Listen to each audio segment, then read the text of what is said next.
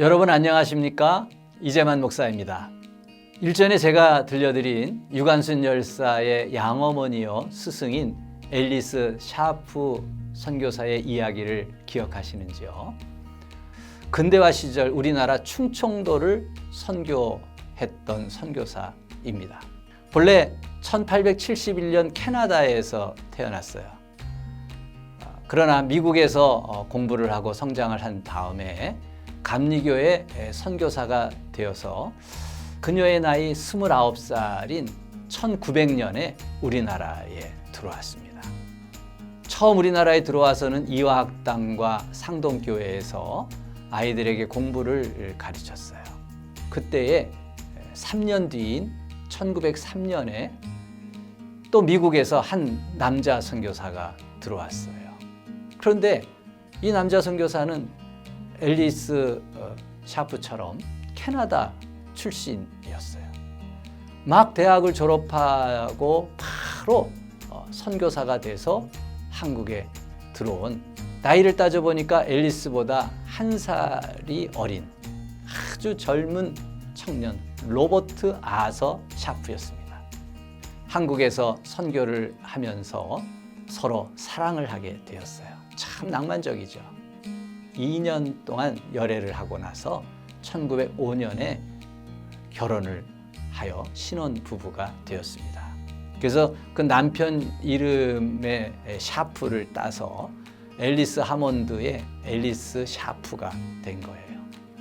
마침 결혼을 앞두고 있는 이 신혼 부부에게 감리교회에서 이 두 부부가 될 사람에게 충청도 지역의 선교를 맡게 했습니다. 당시 우리나라는 지역마다 감리교하고 장로교가 맡아서 선교를 했어요. 호남의 지역은 장로교가, 감리교회에서 충청도에 선교를 맡겨주었어요. 신혼의 당꿈을 꾸면서 공주에 내려왔습니다. 그리고는 열심히 집을 한 채 졌는데 그 집이 공주 최초의 서양식 벽돌로 지어진 양옥집이었어요. 참 멋진 결혼과 신혼의 시작이지요.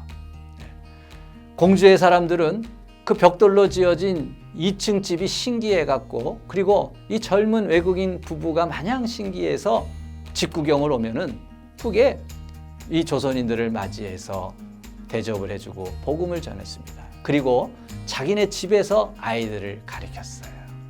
오늘날 공주 영명학교의 태동이 되었습니다.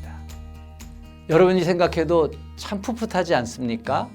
30대에 서로 만나서 낯선 이 조선 땅에 와서 부부로 연을 맺고, 그리고 처음 배당받은 충청도, 서울도 열악했는데 충청도는 얼마나 열악했겠어요.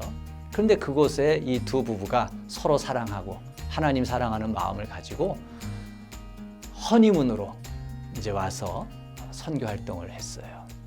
그러던 어느 날 이 허니문이 깨지는 불행한 일이 일어났습니다.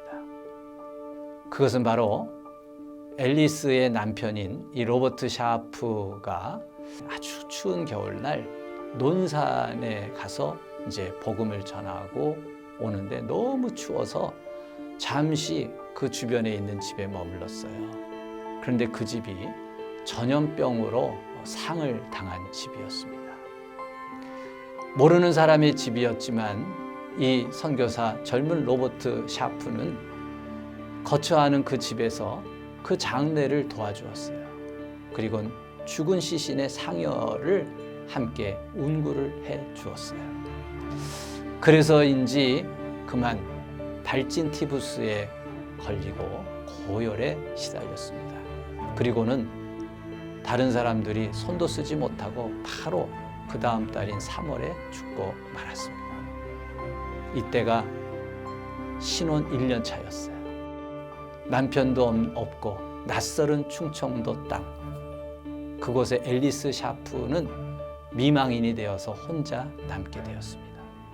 너무도 충격이 크고 상처가 깊어서 갓 신부는 아무것도 할 수 없게 되었어요. 그래서 공주를 떠나서 미국으로 돌아갔습니다. 앨리스 샤프가 남편의 죽음을 뒤로하고 조선을 떠날 때의 모습을 영면백년사 책에 이렇게 기록이 전해지고 있어요. 사에리씨 부인이 명성학당의 운영을 스웨어러 여사에게 맡기고 공주를 떠나던 날 교회와 학당은 울음바다가 되었다. 이별의 슬픔 위에 남편을 잃고 자신의 소망을 버리고 떠나는 사에리씨 부인의 모습이 너무나 애처로워 떠나는 사람이나 떠나보내는 사람들 모두가 가슴이 뭉클하는 심정에 몸둘 바를 몰랐다. 그러나 이 앨리스 샤프가요, 미국에서 자기 몸과 마음을 회복을 시킨 다음에 심기일전해 갖고 2년 뒤인 1908년에 다시 자기 남편이 죽은 충청도 공주로 돌아왔습니다. 그때부터 이 앨리스 샤프는 자신을 버리고서요, 오직 남을 위한 헌신의 삶을 살았어요. 그곳에서 이 앨리스 샤프는 아이들을 교육하고 여성들을 양성하고, 그래서 여성의식에 향상을 시켰고 지역 발전에 모든 것을 쏟아 부었습니다.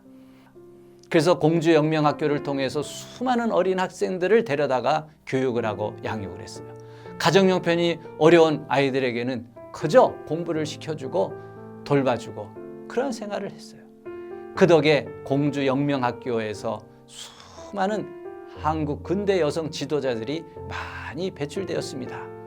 그 중에 한 사람이 바로 지난번에 말씀드렸던 유관순, 그리고 우리나라 첫 여성 경찰서장인 노마리아, 또 우리나라 최초의 첫 여성 목사인 전밀라, 또 철도병원 간호학교장 박한나, 이런 분들이 바로 앨리스 샤프 선교사의 제자였습니다.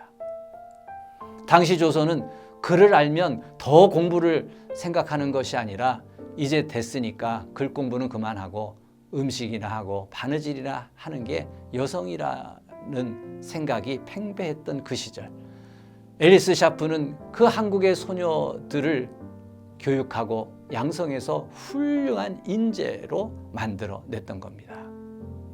그래서 앨리스 샤프에게는요, 충청도 근대 여성의 어머니란 호칭이 붙어 있어요. 사부인이라고 불리는 이 앨리스 샤프가 만든 여학교는 자그만치 20개가 넘는데 다 여자들을 위한 학교들을, 대전, 공주, 농산, 증평, 진천, 음성 가릴 것 없이 수많은 학교들을, 여성 학교들을 세우고, 그리고 5개의 유치원을 세우는 등 정말 충청도를 교육의 도시로 만들어내는 일을 했어요. 그뿐만 아니라 공주제일교회, 논산제일교회, 강경제일교회, 천안제일교회, 대전제일교회 등 충청도에 교회를 세워서 복음을 전하는 일을 했습니다. 이렇게 앨리스 샤프가 평생을 충청도를 다 누비면서 다니니까 그 앨리스 샤프가 50이 넘었을 때에 친구들이 이걸 보고 안쓰러워서 한국에 와갖고는요, 자동차를 선물해 줬어요. 1923년 미국의 친구들이 사준 포드 자동차를 타고 정말 멀고 깊은 곳까지 걸어 들어가 그곳 사람들과 만나고 봉사하기를 즐겼다. 특히 그녀는 한국의 산을 뒤덮은 진달래와 개나리, 그리고 하얀색 라일락꽃의 풍경을 정말 좋아했다. 그곳의 모든 한국인들은 남녀노소를 가리지 않고 그녀를 진심으로 흠모하고 존경했다.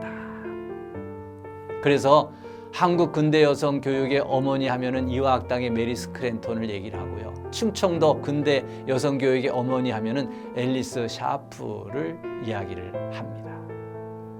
육신의 자녀는 없었지만 영적인 자녀를 자식처럼 키워낸 영적 어머니, 그리고 참된 스승의 모습이 바로 이 앨리스 샤프의 모습이었어요. 39년을 자기의 모든 생애를 정말 한국에 바치고 그 앨리스 샤프 선교사가 세운 공주 영명학교, 기회가 되시면 거기에 가보시면 좋겠어요. 거기에 유관순과 사에리시 선교 기념비와 동상이 세워져 있습니다. 그리고 대전에 있는 모건대학교에 앨리스 샤프의 기념관이 있어요. 그리고 천안에 하늘중앙교회라고 앨리스 샤프의 유품과 많은 이야기들이 남아져 있습니다. 혹시 충청 지역을 갈 기회가 있으면 앨리스 샤프, 사에리시 사부인의 흔적과 추억을 느껴보시길 바랍니다.